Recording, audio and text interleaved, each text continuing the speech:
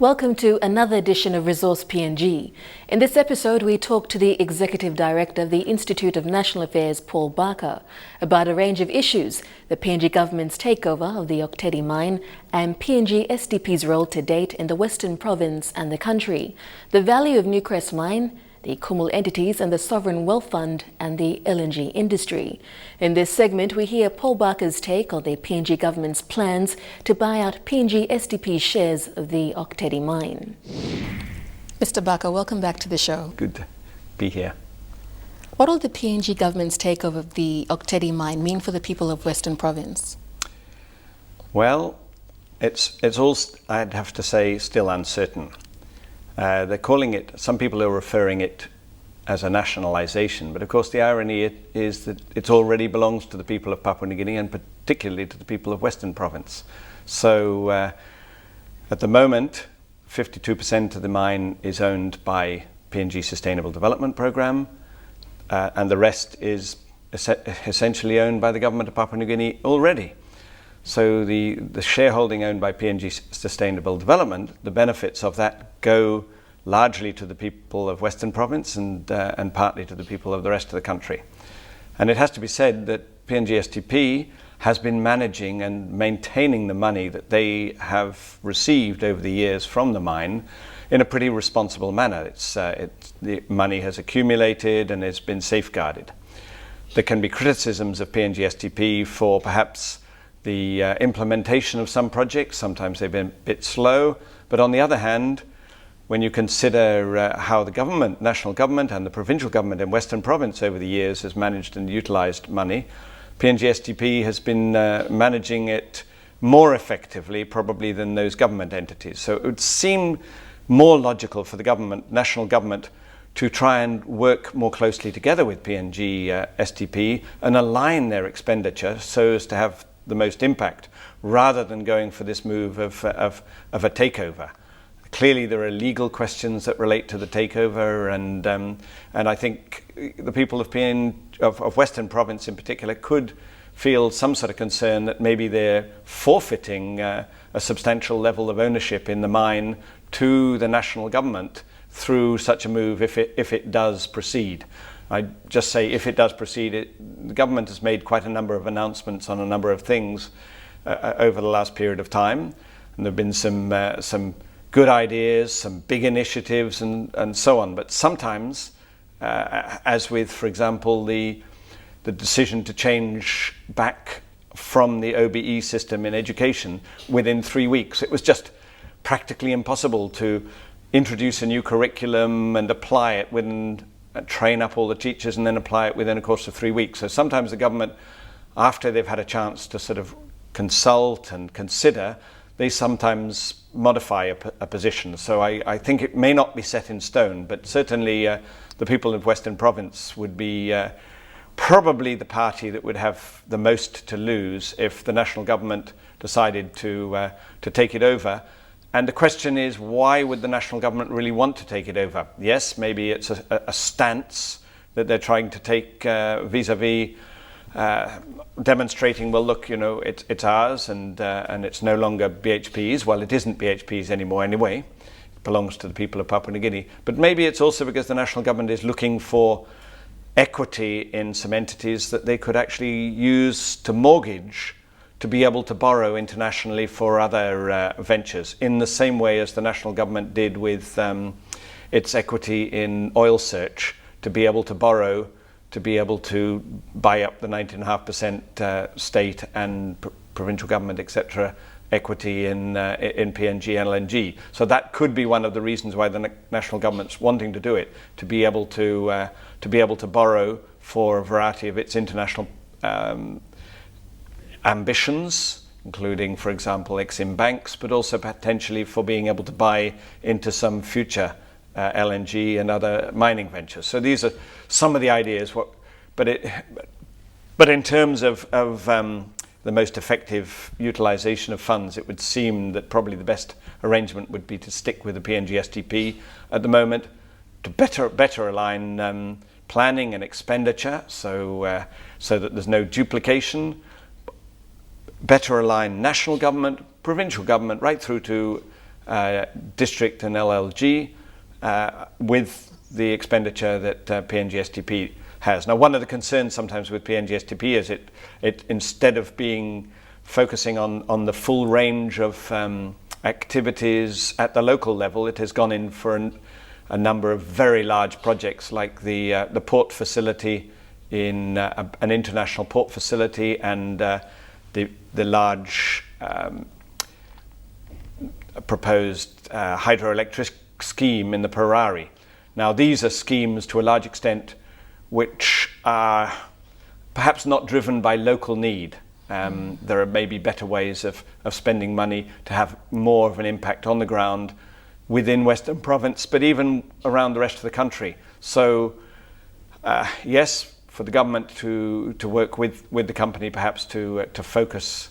But I think that's happening anyway, because I think PNG STP is probably reappraising their position with some of those large projects and realizing that the demand isn't immediately there. The demand in PNG is for port facilities all around the country. They all need major investment and reinvestment to upgrade Moresby, Ley, Rabaul, etc.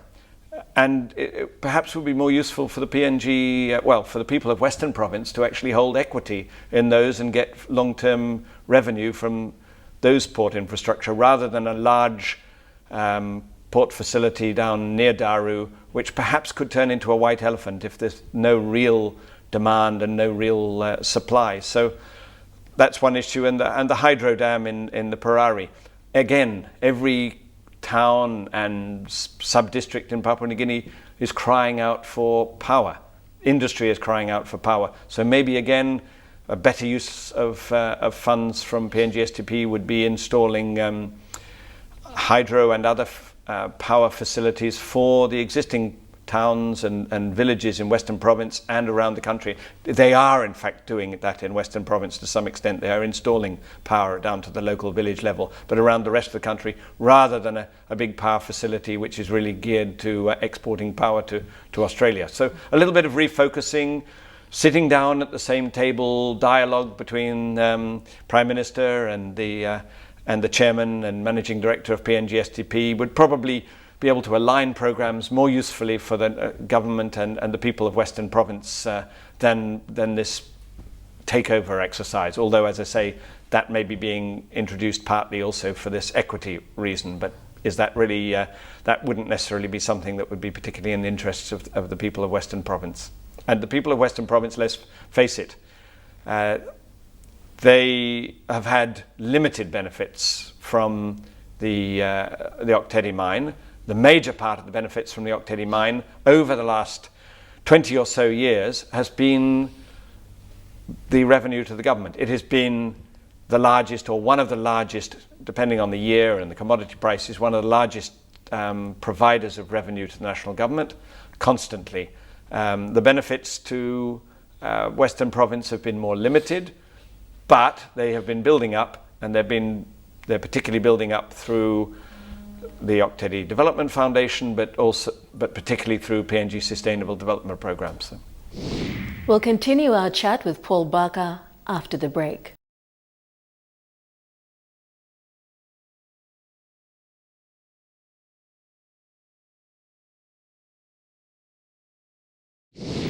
Welcome back.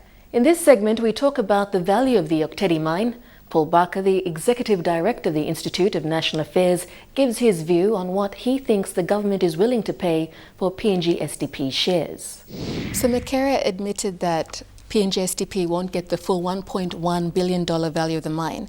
How much do you think the government is likely willing to pay?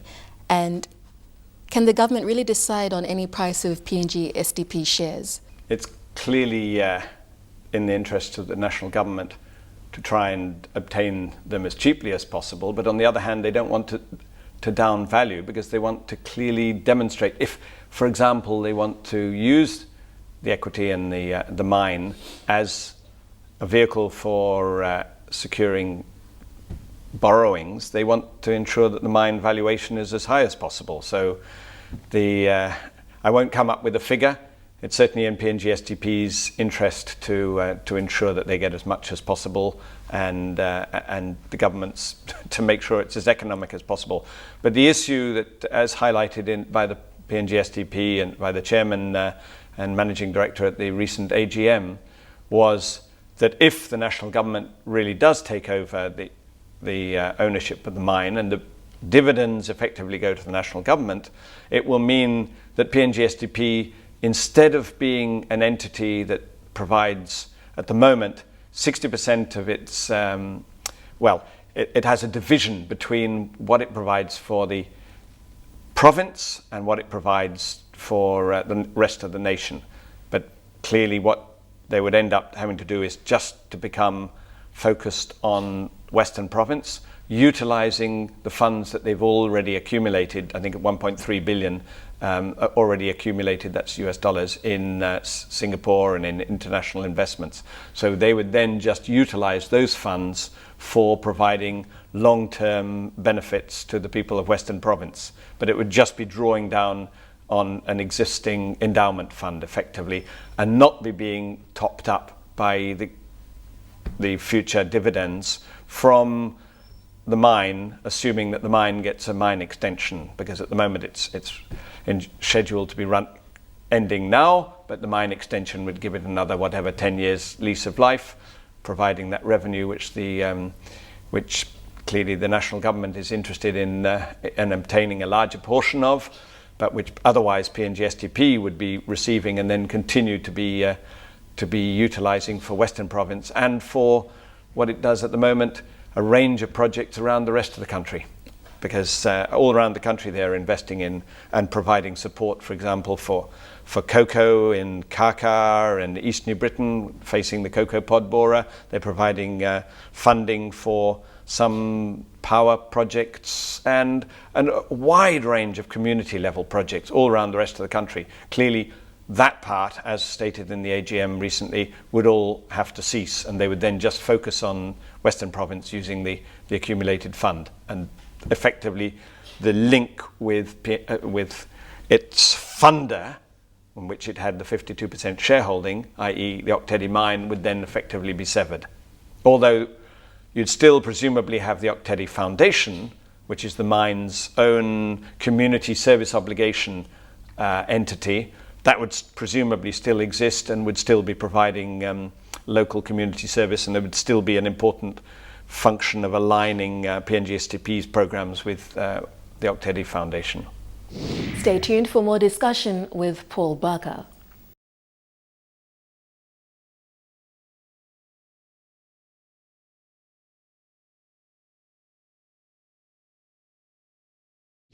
You're back with Resource PNG. In our interview with Paul Barker, Executive Director of the Institute of National Affairs, we've spoken about the government's takeover of the Ok Tedi mine and how this will affect the people of Western Province. We now talk about Hidden Valley and Newcrest Mine simplifying their operations after writing down their value by $6 billion Australian dollars. Newcrest is aiming to simplify its operations at Lihir and Hidden Valley gold mines after writing down the value of its mines in PNG, Australia and Africa by $6 billion Australian dollars. The PM said that his government would consider offering assistance if that was warranted. What are your thoughts on all that is happening with Newcrest, and given the circumstances they are in, what should their approach be in PNG? Well, it's an unfortunate situation. The Lihir mine started in the mid-1990s. It is a very large resource, and it took quite a long time to actually start, because it was going to be clearly an expensive mine to develop and operate. It involved new technology, state-of-the-art technology, partly because of the temperatures that they're operating at. And Newcrest bought out Lihir Gold a few years ago, and I think they paid something like 10 billion for it. It was an expensive investment. Recently, Newcrest was valued as a company as a whole at 30 million Australian dollars. I understand that their valuation is only about a third of that now. So they've been really hit, particularly because of these high costs at Lihir and the problems that they've had at Lihir. They are the biggest of the single current gold mining operations in PNG. You've got obviously a major company, Barrick Gold, operating up in Porgera, but in terms of the investment, the level of investment and commitment within PNG at the moment, Newcrest is the biggest player, and it is important for the government that they really do maintain that the company health is sustained, and they do maintain their commitment and their investment, because they are also a 50% partner in Hidden Valley, and the plan is for Hidden Valley to, as it were, progress to Wafu Golpi mine further up the Markham Valley, or near the Markham Valley, which is a very substantial potential copper mine. But again, it will be a mine which involves something like a 10 billion investment. It's a very expensive mine to develop, partly because the resource is very deep and there isn't a resource at the surface to help fund the development of the resource deep down below, as occurred with the cap of gold, as it were, in Oktedi. So, yes, clearly that the Wafi mine seems to be a little bit on hold at the moment because of the global market, all the commodity prices in minerals, but also across the board in agriculture. They were all well down now off what they were a year ago. The global financial markets are putting restraint on any new mining developments, and so the new mining developments which will be occurring in PNG over the next period of time were the ones that are probably the easiest and the cheapest to develop, or the most advanced. And things like Wafi probably somewhat on hold because of the level of financial exposure for PNG and the disinclination worldwide for new ventures at this minute of time, until commodity prices start showing good signs of recovery. But at the moment, yes, it's important that Newcrest hangs in there, that they overcome their problems. They have invested a lot of money in technology, replacement equipment in Lihir to enable it to have a new lease of life, to make sure that the production costs start coming down there in Lihir, and those reform measures, the government needs to sort of work closely with them to make sure that they are a long-term sort of major player and committed to future activities in the country. That includes renegotiations with the landowners, and perhaps sort of downgrading some expectations on the part of landowners and all players, government, provincial government, and so on.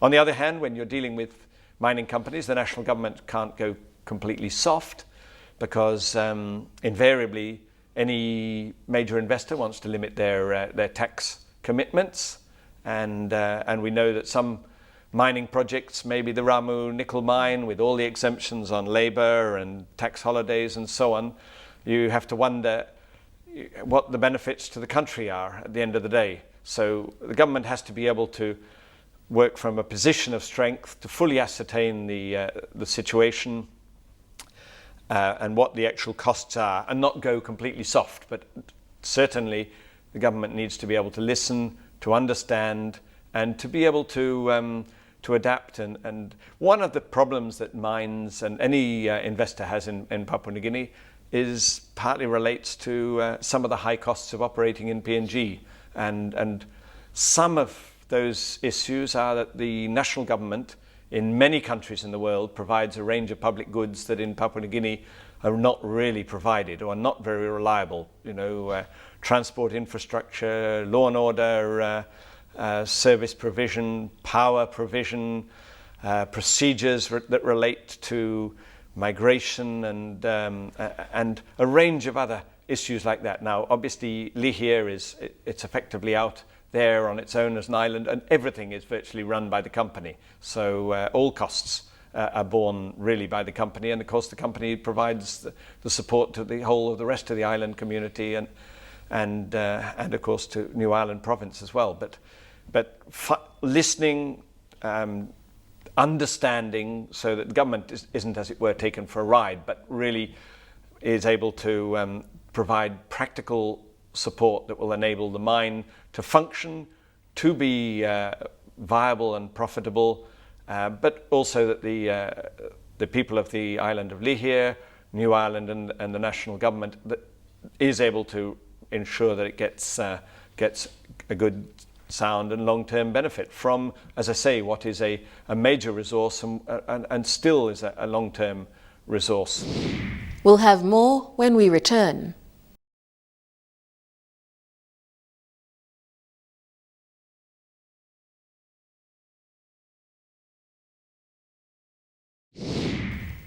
Thanks for staying with us on the show. Continuing on with our interview with Paul Barker, we ask him about the LNG industry and what developments are surfacing in the sector, particularly with Talisman Energy and Horizon Oil's presence in the Gulf and Western Province. We also hear how the market for LNG may be more lucrative than the mining industry. LNG, what's the latest update, especially with plans for Horizon to come on board in a big way? Well, it's interesting, as I say, over the course of time, there's been a bit of a hold on the new mining projects because of the low commodity prices. So a lot of the explorers in mining have put their development plans on hold or have been forced to put them on hold by the finance sector. LNG is also, the hydrocarbons, oil and gas are also experiencing lower prices thanks to, amongst other things, but particularly the new available oil and gas sources, particularly this fracking that's developed now for extracting oil seam gas, etc. in the United States. So, for example, the United States, which was a major importer of oil and gas until now, is suddenly turning around and looking like an exporter. It's controversial, fracking, the environmental concerns over the impact, including on potential contamination of water supplies. But it does look as if in the last few years, the global energy scenario has somewhat changed. So those prices are lower. Nevertheless, in PNG, the LNG side seems to be pressing ahead in a way that the mining side isn't at the moment. The market and the financial market seems readier to be providing that level of support. Clearly, with PNG LNG, you have major players. You obviously have the major shareholders, one of the world's largest oil companies, Exxon, as the operator and major shareholder, but also its partners, Oil Search and the national government, of course, and subnational.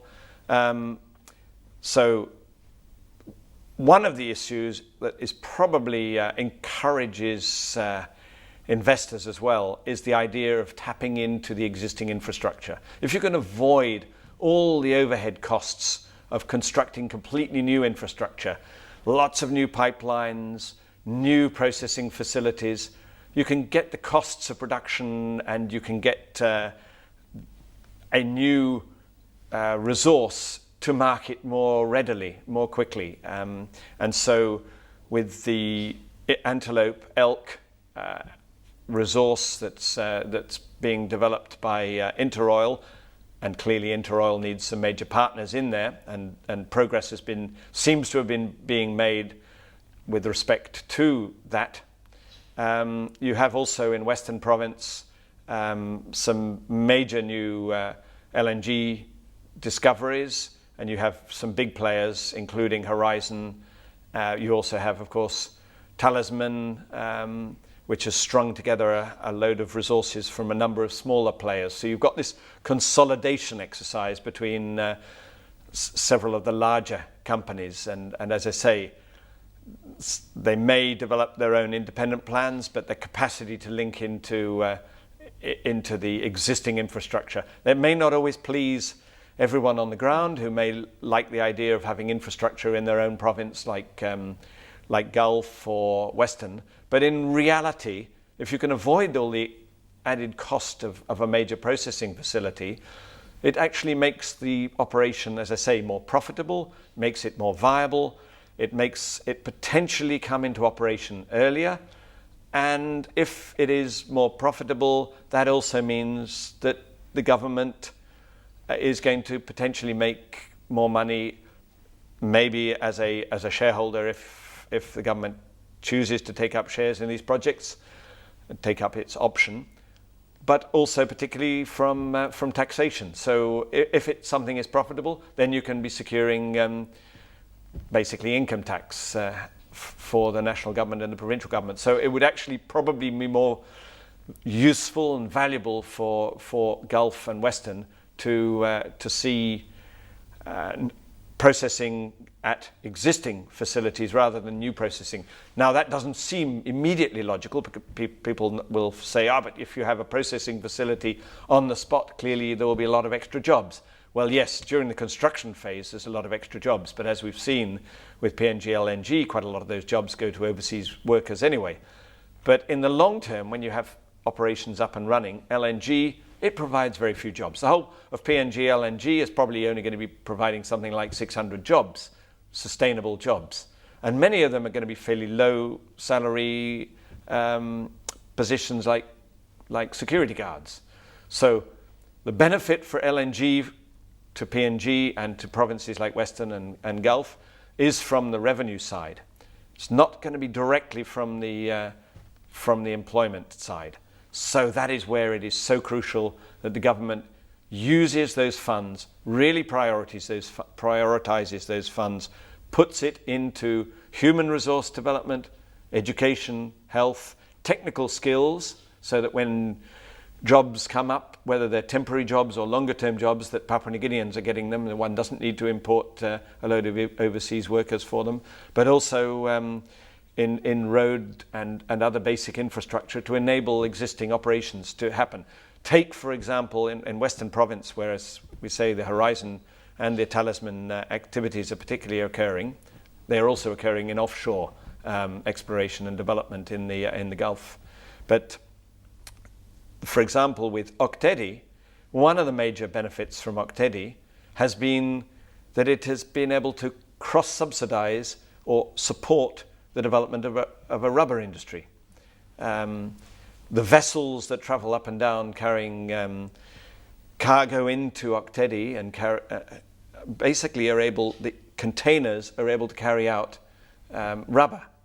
They're empty containers, so it's no cost really to Oktedi, but effectively they're subsidizing the rubber industry, and that is providing something like 10,000 people with employment in Western Province. Clearly, these sorts of benefits are critical, and so it's, as the major benefit from LNG is not jobs directly, but is revenue, it's critical that money is not frittered away, as we know the national and the provincial government has been doing over the course of a number of years, as demonstrated by by the Public Accounts Committee and the Auditor General, large amounts of money abused and misused. So a focus, and the government is saying, a major focus is on anti-corruption, targeting, managing the funds more effectively, targeting, all crucial. All crucial. They don't go into lots of grand new projects, many of which may turn out to be white elephants, but into restoring existing roads, upgrading existing roads, and some further upgrades and some new infrastructure, but very, very carefully targeted. All around the country, existing facilities, technical training colleges are completely run down. They don't have equipment, so people don't get trained on equipment, and certainly not new equipment. So employers say, well, they're not very useful for the workforce.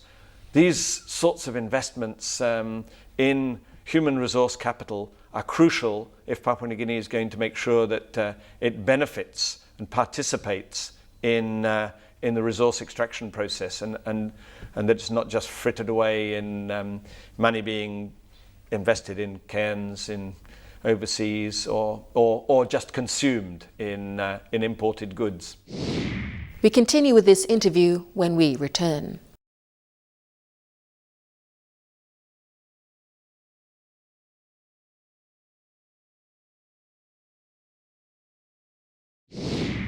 The Kumul entities, that is, the Kumul Holdings and the Kumul Trust Fund, that were set up to separately manage the mining and petroleum assets as well as state-owned entities.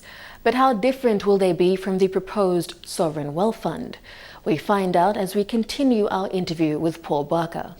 The Kumul Trust Fund and Kumul Holdings, will that be separate from the Sovereign Wealth Fund? Now, that's a very good question. That's something that we would really like to know. The government, over a course of some years, has been developing the Sovereign Wealth Fund concept, which is a well-established mechanism in countries that are relatively resource-rich. Sovereign wealth funds around the world, they are ranked, as it were, or rated in accordance with something called the Santiago Principles, as to whether they are very well managed and transparent or not very well managed. So if you get a score near a 10, it's a very well managed fund, and it will have a major potential value for the country. So countries like Norway, which has a major sovereign wealth fund and future fund, states in the United States like Alaska, and provinces in Canada like Alberta, but also some of the Middle Eastern countries, they all have sovereign wealth funds which are ranked at the high level. And so those funds are very carefully, transparently managed, very accountable. The public is fully aware of them, and that the funds belong to the people of that country for whatever the purposes that are determined. Sometimes they're more like pension funds, sometimes they're like future funds, sometimes they have multiple purposes for stabilization and for investment, cross-investment into other sectors like agriculture. But it's critical that the fund is managed to that high level, because if it's somewhere down on that low level under those Santiago Principles, then we're going to see the funds are misused, they're not transparent, they're not accountable, and we'll have the scenario which we had a little bit in the 1990s with the old with the Mineral Resource Stabilization Fund, where the fund effectively became useless. It was a sort of pre-sovereign wealth fund. We have an example of quite a well-run sovereign wealth fund at the moment. It's not a national sovereign wealth fund, but in fact PNG STP, the fund that they are managing there, has been well managed. You can argue about some of the projects, but you know, they have been funding a very large number of projects and activities. But in terms of the fund management itself, invested offshore so as to be partly to be safeguarded, but also to limit the impact on the PNG currency. If you have a major build-up of currency within the country, you have that Dutch disease potential impact where you can actually be forcing the kina up. And if the kina is forced up, then it undermines the competitiveness of all the other industries, and it's the other industries that create the employment. Agriculture, we know, is 80% of employment plus in the country. Manufacturing, well, much of the manufacturing in Papua New Guinea is associated with the production of agricultural products, agriculture, fisheries, forestry, and so on. So it's crucial that the Sovereign Wealth Fund is managed to the highest standard possible, and it really needs to be linked, independent, but linked with the Treasury or the financial institutions within government. Suggestions that it may be linked with the state-owned enterprises, IBBC, or with the proposed Kumul Trust Fund and the Kumul Holdings cause a fair amount of nervousness. It then looks as if the Sovereign Wealth Fund might start being used again as a mortgage mechanism for borrowing money for projects now. And this is like mortgaging for expenditure now at the cost of the future generations. Whereas the Sovereign Wealth Fund should be being built up, accumulated, being used for supporting, for example, some routine expenditure on crucial activities like maintenance, some basic service provisions, routines to make sure that they are not affected unduly by the swings and troughs of commodity prices. But it should not be mortgaged in advance, because that's exactly what happened to the Mineral Resources Stabilization Fund in the 1990s. They effectively mortgaged the fund, so even before it was spent, it was already it was pre-committed, so it had no stabilization role whatsoever. And as the sovereign wealth fund for PNG would be intended to provide a stabilization role, sanitizing the revenue coming in, particularly during the periods when the prices are higher and more revenue is coming in, but also to for other purposes the government may plan, so cross-investment into other activities. But it should be based on the accumulation, not on it being pre-committed. So there are a lot of questions about the Kumul funds, the governance of the Kumul funds. I'm not sure how far, we know there's already a cabinet decision in relation to it, but I'm not sure how far the government has actually worked it all out. I think there's still quite a bit of discussion going on, and there should be, because it came along, the documentation that I've seen and others have seen demonstrates that there's a little bit of loose thinking in there. There's a bit of a mix-up of activities. What is administration? What is management? What are the mechanisms of accountability? So it requires quite a bit more work. It would benefit from a lot more discussion with some people with a lot of experience in this field, both with financial issues and fiscal management, but also in the private sector in relation to corporate entities. More with Paul Barker. Stay tuned.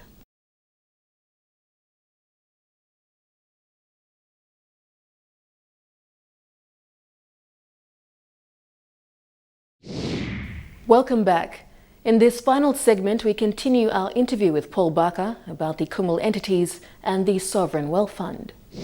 There are some good ideas in the Kumul arrangements. For example, separating the petroleum from the gas probably is a sound arrangement. The separation from the mining from the hydrocarbons, oil and gas, is probably sound because they require a level of specialism of their own. The fact that at the moment you've got Petromin, which potentially was set up for both oil and gas, and you've got a separate national oil company, or what was Croton, that came about because of some rather unique circumstances at the time. They were both set up under the same government. It seemed illogical, but there were certain reasons why that happened. But separating those two functions has a certain logic. But the idea of probably the best idea with Kumul Holdings would actually to maintain IPPC and to consolidate on some of the good reforms that were being made on IPPC, particularly during the time when Sir McCary was the Minister for State-Owned Enterprises, getting the accounts to be more prepared and made publicly available in a timely manner, setting clear yardsticks for them to operate, making good comparisons, and where entities didn't need really to be under the government and perhaps could have been better performed by the private sector, maybe to even privatize them, or at least to open up these activities to competition. These would all be areas where you could get improved performance and efficiency and better, cheaper, and more reliable services to the people of Papua New Guinea, which is, what those state-owned enterprises are providing key functions of power and utilities, some telephone services and so on. We know that the costs of these service provisions in PNG are phenomenally high by international standards, phenomenally unreliable. So, for example, with power, every business, for example, has to have a backup generator, and in many cases they're not just backup generators, they're the main generators. So consolidating, getting those organizations to work more efficiently, partnering, bringing in private capital to invest in those activities under PPP arrangements, or letting competitive services or allowing private companies to supply to the grid, to produce their own power and to sell to the grid, as is now occurring up at Hidden Valley, as is occurring with New Britain Palm Oil, producing methane-based power from oil palm, powering that, putting that into the grid. These are all very constructive, but consolidating that IPPC model might be the best way to go, but with the Kumul Holdings idea, rather than trying to make some complete major reforms. But certainly it will cause a lot of concern if in any way they start mixing up the Sovereign Wealth Fund with the Kumuls. I mean, there are also concerns over the Kumuls, over the nature of these trusteeships with the Prime Minister and all the former Prime Ministers being the shareholders. You know, questions about, well, on what basis are they the corporate shareholders? Do they have a particular experience in corporate management? That it would be set in law. What basis or what mechanism do those prime ministers to have to resign? If they wish to resign, they may have conflicts of interests because they may be major shareholders or board members in other resource boards and so on. So it may not be something that they all want in any case, but it is a mechanism which, yes, we understand has been applied in Singapore, but PNG is not Singapore. Singapore is a country which has got the highest sort of standards of governance and accountability, and where there are very severe penalties for any misappropriation and any problems by any public officials. And PNG, we know, yes, the government's made a strong commitment to improving governance, tackling corruption using the Operation Clean Sweep and so on.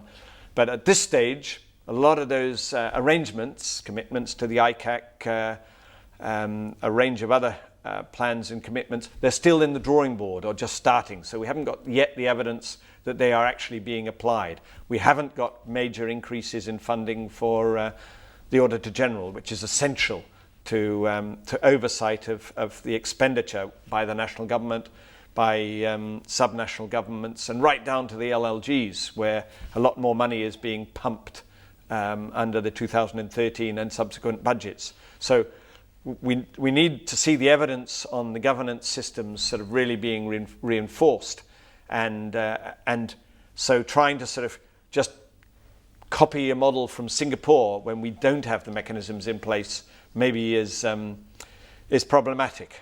Mr. Barker, thank you very much for your time on the show. Thank you very much. That ends this edition of Resource PNG. For any comments, queries or suggestions, do email us on this address, resourcepng@mtv.com.pg. Or to find out more, check MTV online. That's www.mtv.com.pg, and go to our Resource PNG page. And you can also check our page on Facebook. Until another edition of Resource PNG, enjoy your viewing.